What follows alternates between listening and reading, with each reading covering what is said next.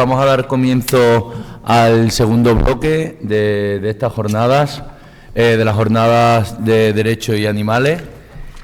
Y nada, sin más dilación, le voy a dar paso a la doctora Elena Barrio, que es quien va a presentar este primer bloque.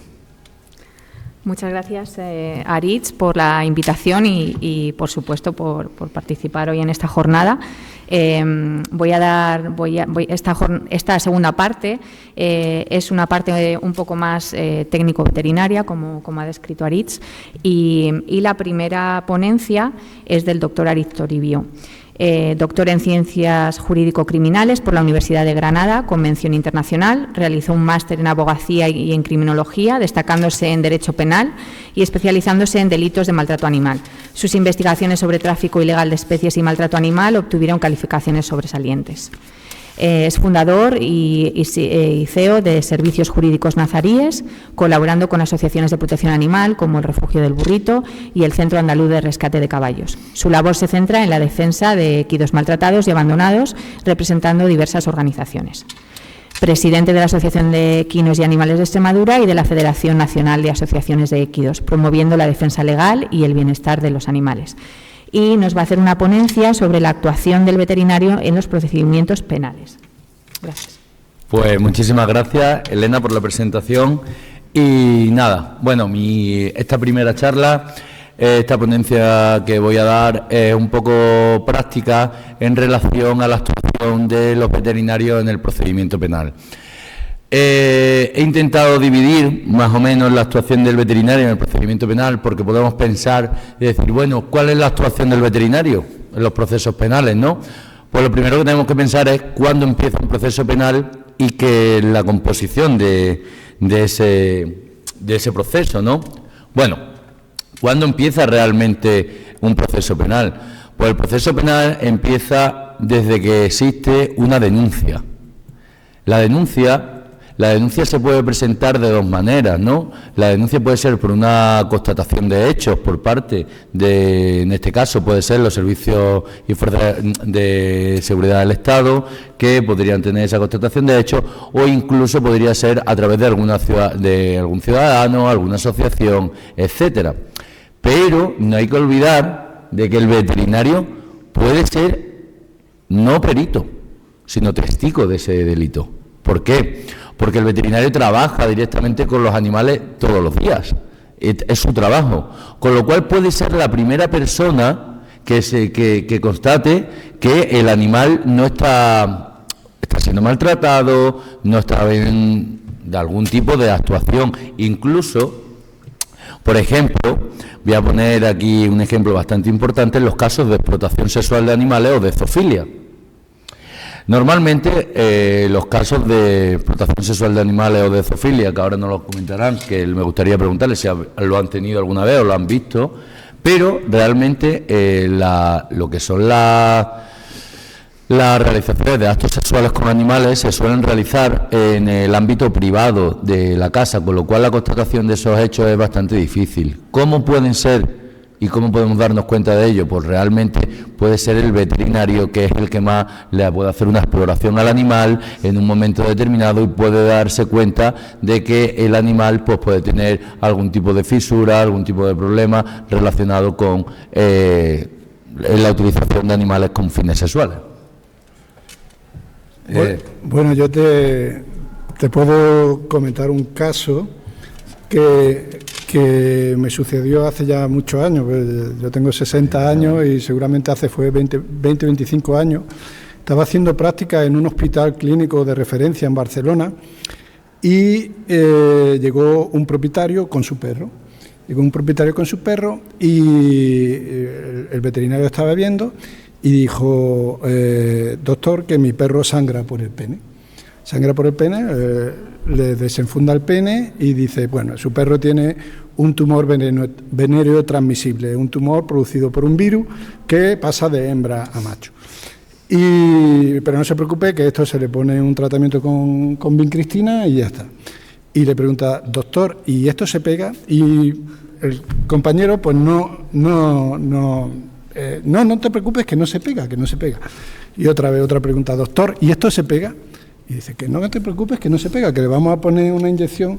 Y dice, doctor, que yo mantengo relaciones sexuales con mi perro y quiero saber si se me pega o no se me pega. Pues sería la primera constatación de hecho, claro. Efectivamente. ¿Cuál es el deber del veterinario en ese caso? Pues estamos ante una doble situación. La situación como testigo y la situación como perito. Entonces, la actuación veterinaria, ¿cómo empezaría? ¿Cómo comenzaría? Bueno, lo primero que el veterinario tiene la obligación de denunciar, como cualquier otro ciudadano. Así lo dice nuestra ley, la ley de enjuiciamiento criminal, nos lo especifica claramente, esa obligación que tenemos todos de denunciar un delito que pueda ser público, ¿no? El conocimiento. Pues ahí tenemos ya las diferentes actuaciones que puede tener el veterinario, ¿no? Es curioso, pero empezamos con ella.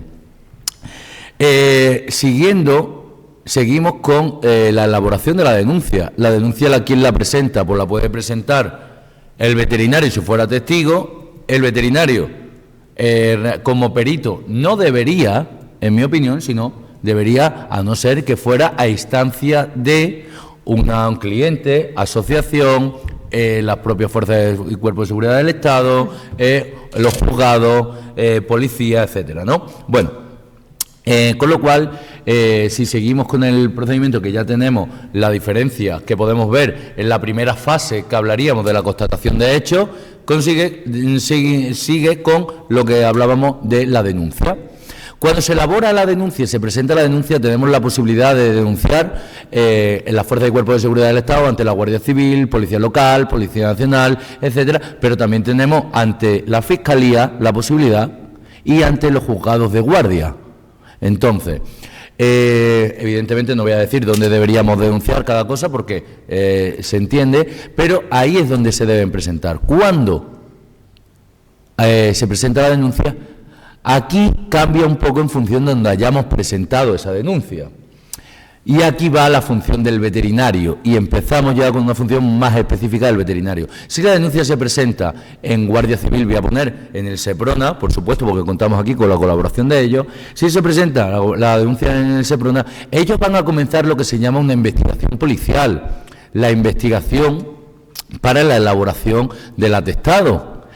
Si se presenta la denuncia en Fiscalía, será la propia Fiscalía la que se encargue de solicitar diligencias, las diferentes diligencias que estimen oportunas de investigación. O, en este caso, el juzgado de guardia, que efectivamente remitirá la denuncia a solicitud del juzgado, al SEPRONA en este caso, para que realice las diligencias de investigación necesarias y luego le dé el curso a ese proceso. Bueno, cuando tenemos la constatación de hecho y ya sabemos que algo puede pasar, importante, seguimos con la elaboración del atestado.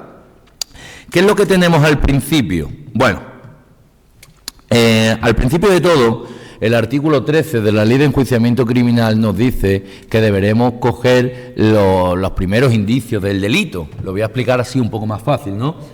¿Y cuáles son? Tenemos que ver qué es lo que pasa y vamos a guardar la cosa. Voy a decir la cosa, ¿vale? La cosa sería, o el objeto material, en este caso el animal, que es lo que nos permite a nosotros y el que se decomisen los animales para proteger no solo al animal en sí, sino las pruebas de ese delito. Porque el animal es la prueba básica del delito. Porque las lesiones que se le realizan al animal como tal. Y aquí tenemos una doble vertiente, que en mi opinión es sujeto pasivo del delito y objeto material del mismo. Entonces, cuando comenzamos, y voy a poner algo así más claro, cuando se comienza la constatación de hechos, se precisan normalmente para evaluar si existen o no lesiones en un animal, un veterinario. Efectivamente. ¿Quién es el encargado para decir si hay lesiones en el animal? El veterinario. Importante, muy importante, que desde el punto de vista jurídico yo entiendo que el veterinario no puede realizar funciones ni tampoco puede dar, si no tiene la capacitación suficiente, de comentarios sobre maltrato animal. Efectivamente, el maltrato animal es una figura jurídica que tanto administrativamente, como ha comentado la compañera María José, como penalmente, que el doctor Miguel Olmedo, es una figura jurídica que va cambiando en función del legislador. Las lesiones del animal no. Entonces, claro, un veterinario podrá decir qué lesiones tiene el animal, no si constituye delito de maltrato animal. Lo he visto en varios informes, algunas veces, de veterinarios que dicen el animal presenta maltrato animal. Bueno, no sé qué capacitación, igual que yo no tengo la capacitación de decir el animal presenta esta enfermedad, el veterinario no tiene la capacitación para decir si existe o no delito o posibilidades de infracción administrativa relacionada con maltrato animal. Pero, efectivamente, es la prueba básica, es esa prueba, su informe. Es decir, yo elaboraré, por ejemplo, como jurista, ¿no?, yo elaboraré una conclusión en función a lo que me diga el informe pericial. Es decir, el perito veterinario podrá emitir un dictamen o un informe que especifique las lesiones que tiene el animal, la situación, la salubridad de las instalaciones, etcétera, por supuesto, y del tratamiento que necesita para seguir.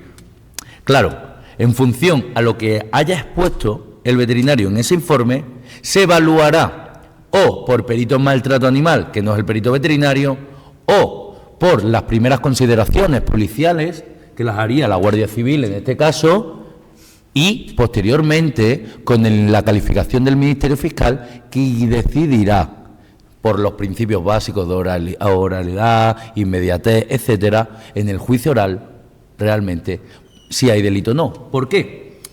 Porque el maltrato animal, la acción de que un animal presente maltrato animal como tal, será siempre y cuando se reúnan unos requisitos. No solo se reúnen unos requisitos cuando el animal presenta lesiones, no, vamos a ver cuál es el acto. Os pongo un ejemplo. Cuando vemos un animal, un équido, en los cuales con las espuelas se le ha realizado algún tipo de pequeña lesión en el lomo, podemos ver que esas lesiones quizás no constituyan maltrato animal, ni penal ni administrativo. Hay que ver en qué contexto, cómo está el animal, si es repetido, etcétera. Entonces, esas condiciones son las que se modifican y pueden dar que la conducta sea constitutiva de delito o la conducta sea constitutiva de una infracción administrativa, como es en el caso. Bueno, una vez que ya tenemos y el veterinario puede y es necesario que acompañe, uno, a el cliente que le ha contratado, o dos, a el Servicio de Protección a la Naturaleza, que no paga. La Guardia Civil no paga a los veterinarios, pero porque no les corresponde a ellos, sino les corresponde a otro tipo de administraciones hacerse cargo. ¿Por qué digo esto? Porque es necesario saber que las asociaciones de protección animal son, en su mayoría, las que se hacen cargo de los gastos veterinarios para luego reclamarlos en los procesos. También quiero decir que, en mi experiencia, el 90% de esos gastos no se consiguen pagar. Al final le cuesta a la asociación o a la ciudadanía, por decirlo así, el coste del peritaje para constatar si ha habido un delito público o no. Cuestión que, como antes expresaba el capitán jefe del Seprona, hace falta también quizá más medios para poder, no solo en maltrato animal, sino en los delitos contra los animales. Necesitamos, y digo, toda la ciudadanía, y entre ellos meto a la Fuerza y Cuerpo de Seguridad del Estado, de más medios para poder constatar si existen o no delitos o infracciones relacionadas con los animales. El artículo 193 de la LECRIN ya nos dice que el atestado será expedido por el que lo haya extendido y lo estampará. Las personas presentes, peritos y testigos que hubieran intervenido en las diligencias del atestado serán invitadas a firmarla. Es decir, evidentemente, cuando un veterinario se le contrata para que vaya a emitir un informe sobre unos hechos, debe estar firmado, rubricado, etcétera. Así lo exige la ley, también, la ley de enjuiciamiento criminal. Ya decían, y por algunos artículos en analogía de la Ley de Enjuiciamiento Criminal, el 328 dice: si se tratara de un robo o de cualquier otro delito cometido con fractura, escalamiento o violencia, el juez instructor deberá describir los vestigios que haya dejado y consultará el parecer de perito sobre la manera, instrumentos, medios o tiempo de ejecución del delito. ¿Por qué digo esto? Porque evidentemente los jueces, fiscales y tribunales, bueno, los fiscales realmente sí tienen alguna especialización, pero luego el fiscal que está en la sala normalmente es el fiscal que le ha tocado, no el fiscal específico de medio ambiente. ¿Por qué digo esto? Porque los jueces, vamos a decir, no son especialistas en todo, son especialistas en leyes, pero no en todo. Entonces precisan de peritos o de profesionales en la materia para constatar realmente qué es lo que ha pasado, qué es lo que no, y los vestigios de ese delito. En este caso, un juez no puede saber todo de veterinaria, y ahí es donde entra, ¿no? También el artículo 356, aunque hable también de los delitos contra las personas, hace relación a las operaciones de análisis químico. Quiero decir que muchas veces tenéis que hacer los veterinarios análisis químicos de determinadas sustancias que puedan aparecer dentro del animal o en la explotación, ¿no? Vamos a decir. Entonces, realmente esa le constituye una obligación al veterinario dentro de sus funciones el realizar esos análisis químicos para después exponerlos a quien se lo haya solicitado, que podría ser el SEPRONA o en este caso los jueces. Aquí tengo una puntualización. Es importante saber que el procesado o los procesados tendrán derecho a nombrar un perito que concurra por los designados por el juez.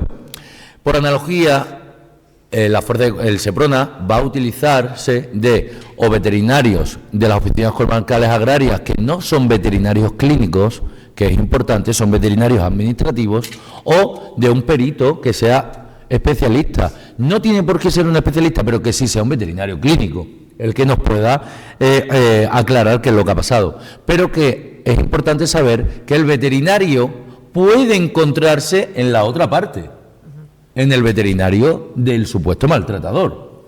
Y lo vemos bastante. Y yo voy a terminar mi ponencia con eso.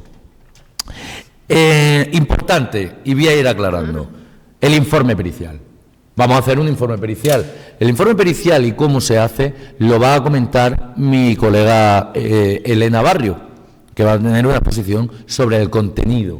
Pero yo no voy a hablar de eso. Yo digo de cuándo. Pues entonces el juez acordará un informe pericial. El informe pericial como tal, ¿vale? Es importante saber que el juez, por ejemplo, el 456 dice: el juez acordará el informe pericial cuando, para conocer o apreciar algún hecho o circunstancia importante en el sumario, fueran necesarios o convenientes conocimientos científicos o artísticos.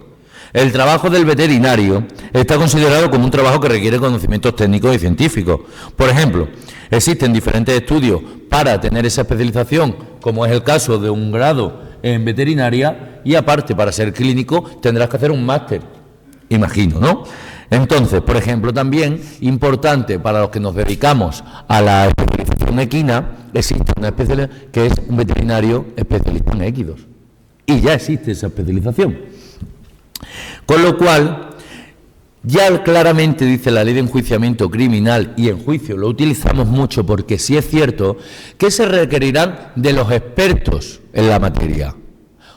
Pues, habrá dos veterinarios, pero si uno es clínico, los dos son clínicos, y uno tiene una especialización en équidos y otro en animales exóticos, y vamos a ver una granja de burros, efectivamente, ¿cuál es el especialista?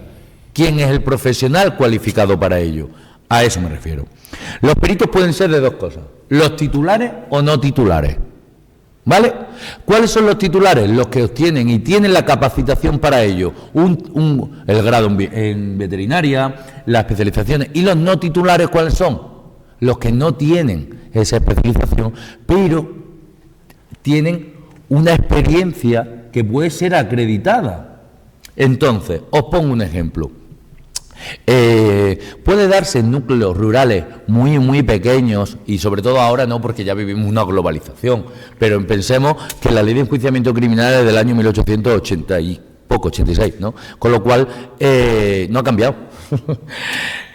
cuando nos íbamos a un pueblo, podría ser que la persona, un ganadero realmente que se ha dedicado toda la vida a ovejas y vacas, por ejemplo, a ovejas, pues va a saber más de ovejas que quizá un veterinario que se acaba de sacar la carrera y no ha visto una oveja 2 veces en su vida. Claro, la experiencia también vale. En este caso es por darle un matiz, pero normalmente se refiere a esos peritos en otro tipo de materias. Estas ya son muy técnicas y muy científicas, ¿de acuerdo? En este caso el veterinario siempre será titular, porque al estar habilitado como tal se exigen las competencias muy específicas. Lo tenemos en las normas estatales, incluso las normas de los colegios de veterinarios. Y además eso nos lo puede indicar, en este caso, Raúl, que es el vicepresidente del Colegio de Veterinarios de Granada. Y Elena Barrio nos lo puede explicar después en su ponencia. El juez siempre se va a valer de peritos titulares antes de no titulares. Es importante también saber ese. Tienen obligación. Si el perito os llama, el juez, perdón, os llama, tenéis obligación de ir. Pero da igual que sean por perito. Si un juez llama a la ciudadanía, tenemos la obligación de asistir, pero el veterinario en especial, porque va en la calidad de perito. Que no, tiene multas coercitivas que se le pueden aplicar. Es importante saber y tener en cuenta algunos aspectos. Los veterinarios también pueden, ahora dice, ¿y si me llama el juez y yo me puedo librar de ir? Pues sí, claro. Vamos a imaginar, y voy a poner una tesitura. Ha comentado Raúl el caso, por ejemplo, de violencia, ¿no? Pero imagínense el de violencia sexual, ¿no? Pero os quiero poner un ejemplo. Imaginaros que el veterinario es el que constata los hechos, pero el maltratador es un familiar. Vuestro hijo, hija, vuestra hermana, vuestra madre. Puede serlo, evidentemente. No tenéis esa obligación, pero por familiar, no por perito. Por familiar. Entonces, el problema, que si hubiera solo un veterinario en la zona, imaginaros, en sitios rurales, aquí también no somos conscientes, pero en la zona sur de España, de Madrid para abajo, tenemos muchos más animales, tenemos más veterinarios, más animales, más ganado que en el norte, porque en el norte sí se tienen, pero se tienen de otro tipo de maneras. Aquí se tienen más granjas, son más producción cárnica, etcétera. En el sur de España, Extremadura, Castilla, Andalucía, Murcia, lo que tenemos más también es el uso de ocio de animales de renta. El que tiene su cortijo, su gallina, su burro, sus perros, sus gatos, porque al final el que tiene todo tiene un poquito de todo, ¿no? Y eso hace que también tengamos muchísimos más veterinarios que en otros municipios, por ejemplo, del norte. Y eso sí se ha notado, y yo por lo menos lo he notado. Por eso decía que el veterinario tiene ese tipo de responsabilidad. Multa. Ya se cambió. El perito que haya no se ha comprendido y encima, si vaya a juicio, siendo alguna de las personas que yo acabo de comentar, multas de entre 2.000 a 5.000 euros. ¿De acuerdo? Vale. Tenéis unas causas de recusación que son en 468, que son las que yo acabo de nombrar. ¿De acuerdo? Bueno, cuando el veterinario está utilizando... voy a ir terminando ya. Cuando el veterinario está utilizando el informe veterinario, lo termina, se lo pasa a la Fuerza y Cuerpo de Seguridad del Estado. En este caso, ellos remiten todas las actuaciones, si consideran que hay delito, en este caso el Seprona, lo remiten al juzgado. En ese caso, cuando llega al juzgado, es el propio juzgado de instrucción el que inicia las diligencias de investigación que ratificarán lo que ha dicho o lo que investigaciones que ha hecho el Servicio de Protección a la Naturaleza. Primera actuación del veterinario, la constatación de hechos en informe. Segunda, la primera declaración para ratificar su informe en el juzgado de instrucción, si es un delito de maltrato animal. Si es un delito de abandono de animales, es decir, que no tendréis que ir a ratificaros en vuestro informe al juzgado de instrucción, porque se hará directamente en el juicio oral. Una vez que haya terminado esa simple ratificación, que le podrán preguntar, las diferentes partes, diferentes conceptos relativos o que exprese lo que haya puesto en el informe.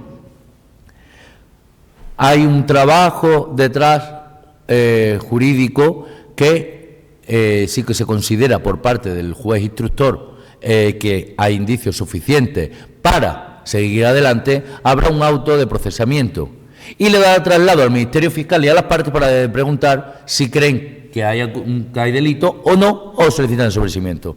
Nos vamos, y evidentemente vamos a decir que sí, les va a llegar la citación.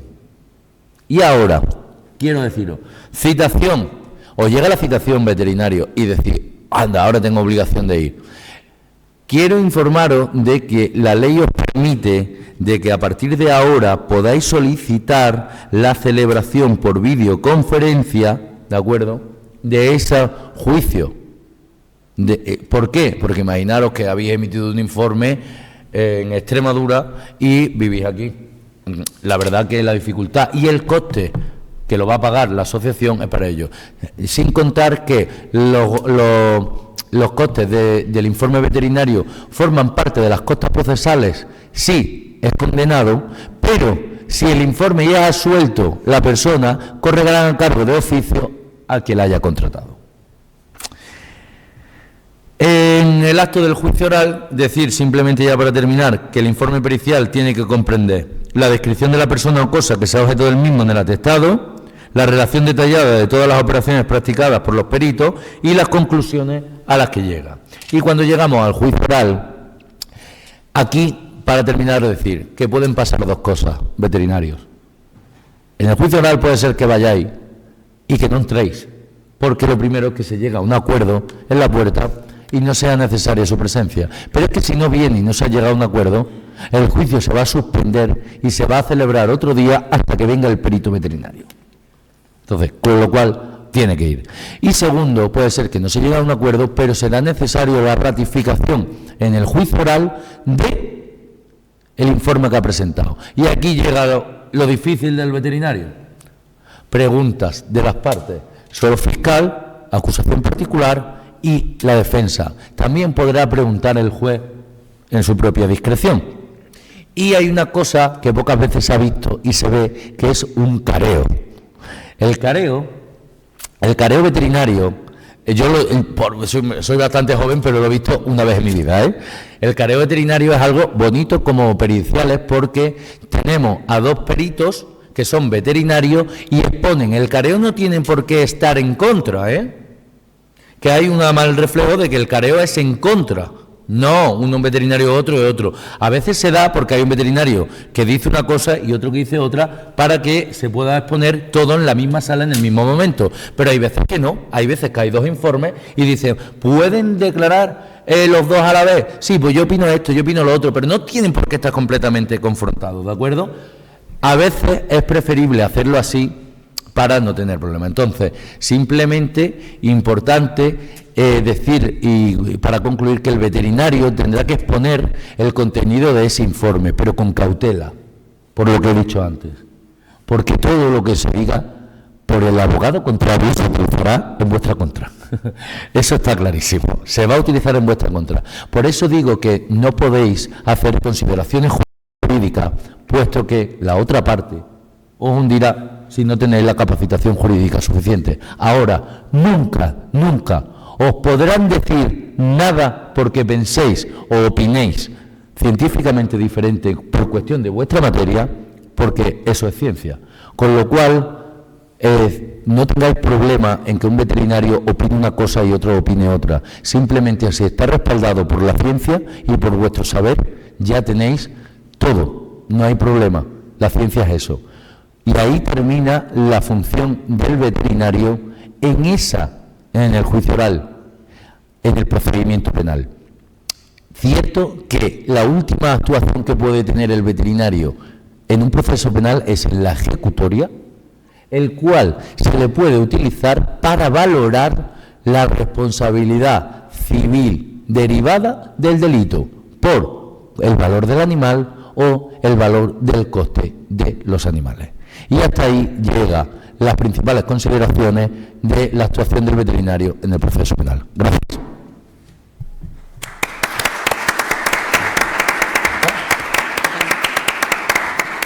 tenéis alguna pregunta, pues estaré encantado de responderla. Si no, vamos a pasar a la segunda ponencia.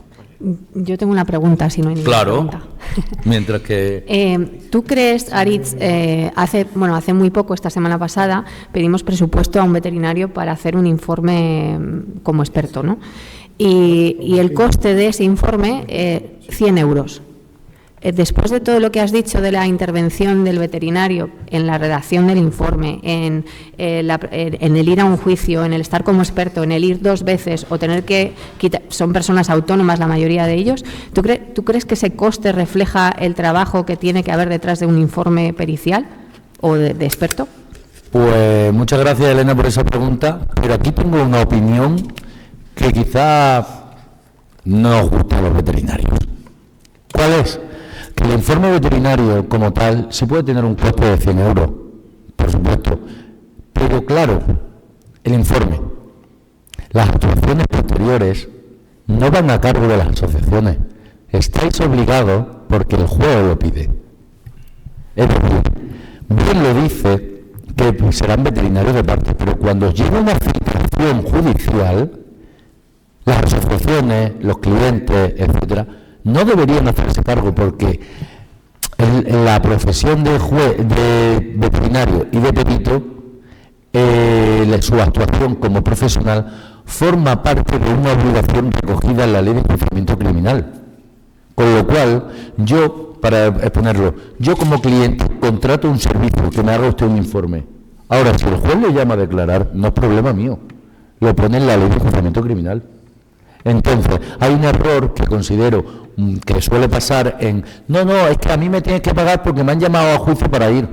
Claro, pero yo no te he llamado, te ha llamado la justicia, te ha llamado el juez, pero es que a los testigos también les obligan a ir y a perder su día de trabajo y tampoco le pagan.